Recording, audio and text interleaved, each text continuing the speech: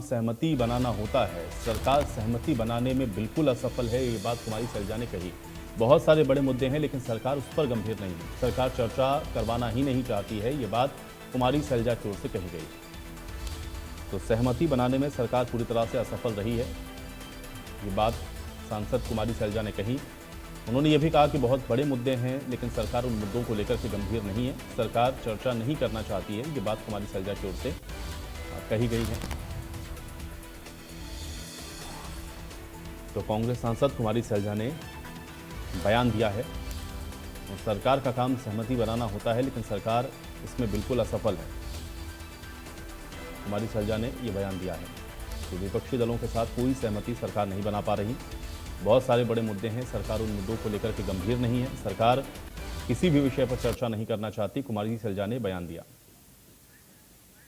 सरकार का तो टोटल फेलियर हर फ्रंट पर रहा है। आपने देखा इनकी रुचि भी नहीं है कि पार्लियामेंट चले। लोकतंत्र में जिस पार्टी का विश्वास ना हो तो उसकी सरकार कैसे पार्लियामेंट चलाएगी, देखेंगे अभी देखेंगे। अब क्या लगता है आपको, हाउस तक चल पाएगा दो में से कोई? देखिए, सरकार का काम होता है सहमति बनाना, लेकिन सरकार सहमति बनाने में बिल्कुल असफल है। बहुत बड़े मुद्दे हैं जो हुए हैं, चाहे नीट की बात हो, चाहे राम मंदिर चोरी की बात हो, और बहुत से मुद्दे हैं लोगों के, लेकिन सरकार गंभीरता दिखा नहीं रही है। नीट का पार्लियामेंट में नहीं होगा, इसका मतलब फिर चर्चा क्यों नहीं? चर्चा सरकार करना ही नहीं चाहती है। पार्लियामेंट है जहां पर हर मुद्दे पर जो महत्वपूर्ण मुद्दे हैं लोगों के साथ जुड़े हुए, उन पर चर्चा होनी चाहिए। लेकिन आपने देखा इस सरकार की कार्यशैली, ये कभी भी चर्चा में विश्वास नहीं रखते हैं। और चलिए इस बीच एक बड़ी खबर का रुख करेंगे, इस पर की बड़ी और अहम जानकारी आप तक पहुंचा रहे हैं। कांग्रेस सांसद दीपेंद्र हुड्डा ने बयान दिया है और युवाओं का भरोसा शिक्षा व्यवस्था से उठ गया है, ये बात दीपेंद्र हुड्डा ने कही है।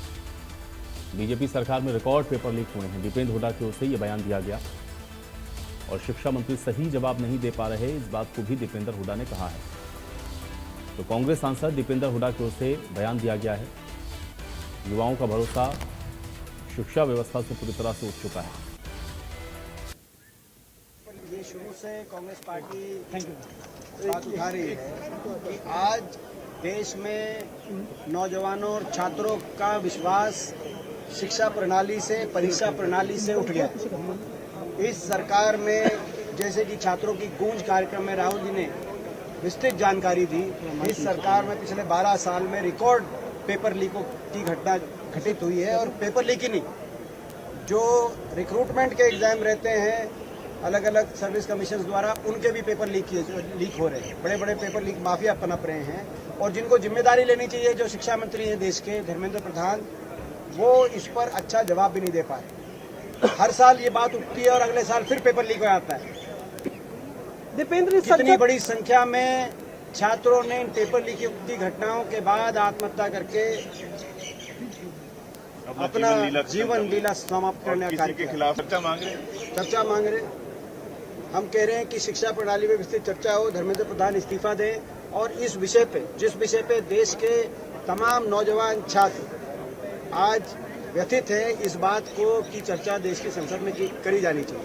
देश के नौजवानों और छात्रों की चिंता की चर्चा अगर देश की संसद में नहीं की जाएगी तो कोई हाउस ऑफ कॉमन्स लंदन में तो की नहीं जाएगी, यही होनी चाहिए चर्चा। तो ये हमारी मांग है, कांग्रेस पार्टी लगातार मांग रही है।